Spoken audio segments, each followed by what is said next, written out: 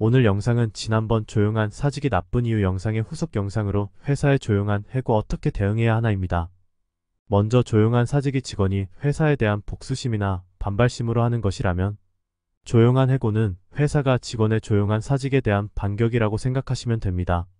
조용한 사직이 직원이 회사를 그만두지 않은 상태에서 정해진 시간, 업무 범위 내에서 최소한의 업무만 하거나 업무를 태만히 하는 것으로 회사에 대한 불만을 표시하는 것이라면 조용한 해고는 직원 성과가 저조할 경우 업무 재배치 등을 통해 직원 스스로 퇴사하도록 유도하는 것으로 급여나 업무 레벨이 현재보다 과도하게 낮은 직책으로 재배치되거나 구조조정이 임박했다는 소문이 도는 부서로 이동되었다면 심각하게 행동에 주의할 필요가 있습니다.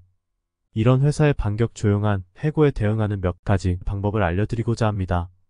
첫째, 조용한 사직 함부로 시작하지 마라입니다. 회사가 특정 직원이 조용한 사직을 하고 있다는 것을 모를 리 없습니다.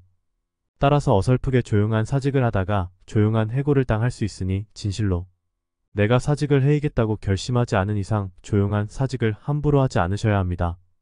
둘째, 만일 내가 회사로부터 조용한 해고에 해당되는 조치를 받았다면 조용한 사직으로 반격하지 말고 차분하게 나에게 내린 업무 재배치 사유와 함께 재배치가 자신의 커리어에 어떤 의미를 갖는지를 관리자하고 먼저 상담하라입니다. 이런 상담을 통해 회사에 남을 수 있는 해결 방안을 찾을 수도 있을 것입니다. 셋째, 회사의 조치에 자존심 상하고 화가 난다고 발끈해서 사표를 절대 쓰지 마라입니다. 사표를 써서 회사에 주면 모든 것이 끝납니다. 나중에 회사가 해고를 했을 경우 부당해고로 회사와 다툴 수도 있습니다. 부당해고로 회사와 다투려면 사표를 쓰지 않고 다투는 것이 좋습니다. 화가 나더라도 사표 쓰지 말고 잔류, 이직 보상 등에서 최대의 기회를 확보해야 합니다. 넷째, 자신에 대한 업무 재배치나 인사이동 등이 불합리하다는 객관적인 자료를 준비해서 회사에 대해 합리적인 조치를 요구해보시기 바랍니다.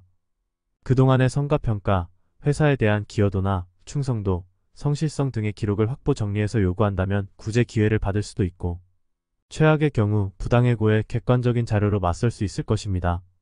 다섯째, 회사의 방침이나 규율을 철저히 따르세요. 반발심에 싸우거나 위법 행위를 하시면 안 됩니다. 이런 행동은 나중에 법리 다툼에서 불리할 수도 있습니다. 여섯째, 회사에서 대안이나 해결책으로 추가 교육을 제공하거나 다른 교육 프로그램을 제공하면 적극 참여하고 좋은 결과를 만드세요. 그리고 이런 일련의 과정을 기록해 놓으세요. 회사는 모니터링을 통해 적극적이고 긍정적인 당신에게 기회를 다시 줄 수도 있습니다.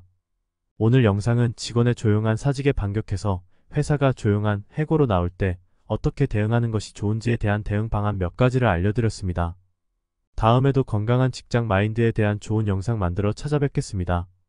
참고로 건강한 직장 마인드에 대한 영상도 넓은 의미에서 생활금융정보 잘 벌기 항목에 포함되는 것임을 알려드립니다.